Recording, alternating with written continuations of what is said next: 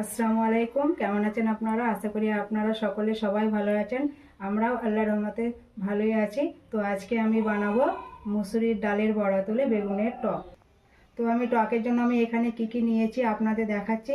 তো এখানে প্রথমে আমি বলি, এই মুসুরির ডাল আমি আধ ঘন্টা ভিজিয়ে রেখেছিলাম একটা পাত্রে। তো ওখান থেকে আধ ঘন্টায় তুলে নিয়ে আমি এটা শিল নোড়ায় এটাকে বেটে নিয়েছি। তারপরে এখানে আমি নিয়েছি বেগুনকে এইভাবে আমি কেটে নিয়েছি, দেখুন বন্ধুরা। তার এখানে নিয়েছি চিনি, আর এখানে নিয়েছি কাঁচা তেঁতুল, আর এখানে নিয়েছি কালো জিরে, হলুদের গুঁড়ো, 5 ফোড়ন, আর এখানে নিয়েছি রসুন বাটা, আর এখানে নিয়েছি সরিষার তেল, আর এখানে নিয়েছি লবণ। প্রথমে আমি এখানে কাঁচা তেঁতুলটাকে পরিমাণ মতো পানি দিয়ে এটাকে আমি সিদ্ধ করে নেব।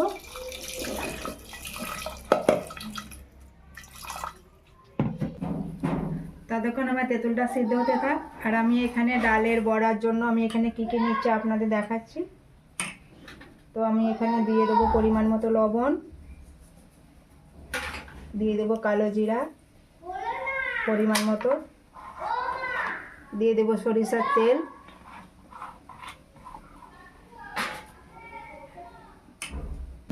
লঙ্কার গুঁড়ো,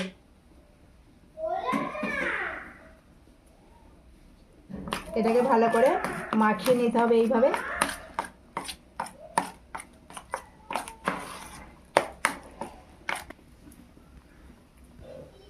দেখে নেবো আমার তেঁতুলটা সিদ্ধ হয়েছে কি।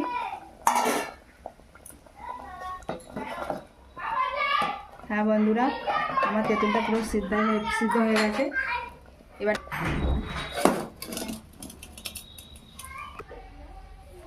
এবার আমি ডালের বড়া ভাজার জন্য কড়াই বসিয়ে দেবো।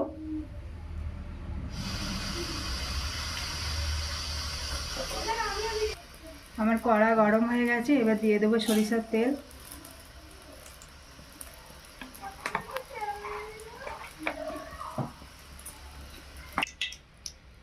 এবার আমি ডালের বড়াগুলো দিয়ে দেবো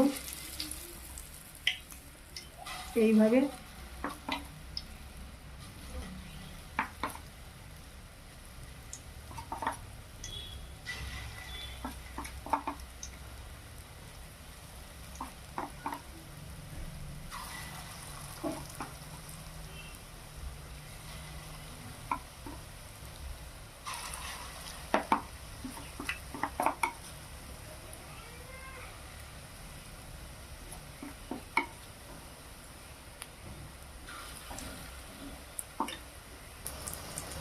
এক পিঠ আমার ডালের বড়া হয়ে গেছে, এবার উল্টে দেবো।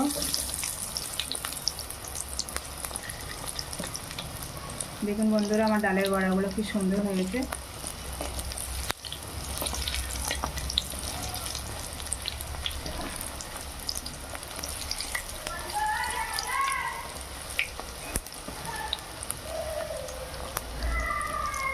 এইভাবে সব কটা বড়া আমি একইভাবে করে নেব।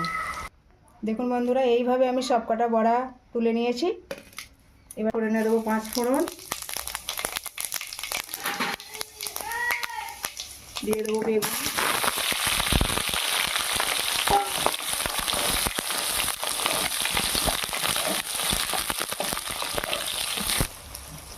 দিয়ে দেবো লবণ, পরিমাণ মতো লবণ দিতে হবে,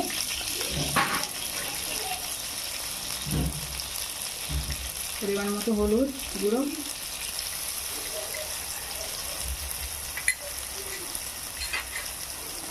দিয়ে এটাকে ভালো করে নেড়ে নিতে হবে।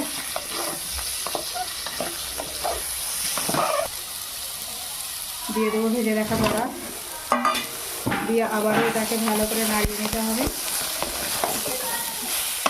আস্তে আস্তে এইভাবে।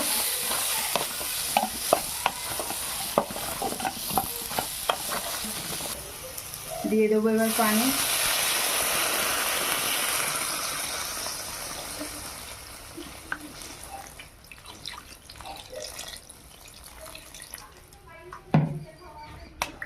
দিয়ে এটাকে ভালো করে নাড়িয়ে নিতে হবে এইভাবে। এবার দিয়ে দেবো ঢাকনা 10 মিনিটের মতো। আমার 10 মিনিট হয়ে গেছে, ঢাকনা খুলে দেখে নেবো।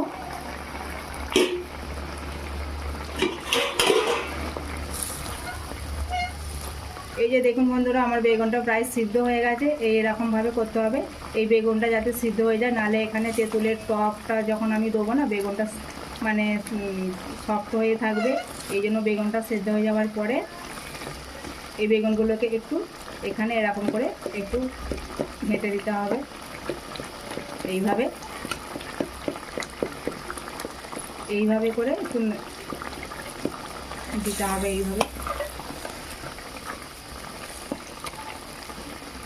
এইভাবে বেগুনগুলোকে একটু এ করে দিতে হবে, আস্তে আস্তে। এবার আমি যে তেঁতুলটা আমি সিদ্ধ করে রেখেছিলাম, এইভাবে এবারে যে তেঁতুলটা আমি সিদ্ধ করে রেখেছিলাম, এইভাবে হাতে করে কষতে নিতে হবে। এইভাবে এই তেঁতুলের মানে কাইটাকে বার করে নিতে হবে। এবার এইভাবে একটা ছাঁকনি দিয়ে ছেঁকে এইভাবে দিতে হবে, নাহলে এতে তেঁতুলের খোলা থাকে তো।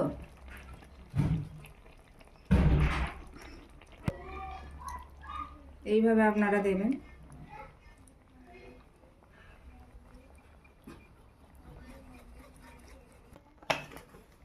দেখুন বন্ধুরা, তেঁতুলের টক দেওয়ার পরে কালারটা আরও সুন্দর এসেছে।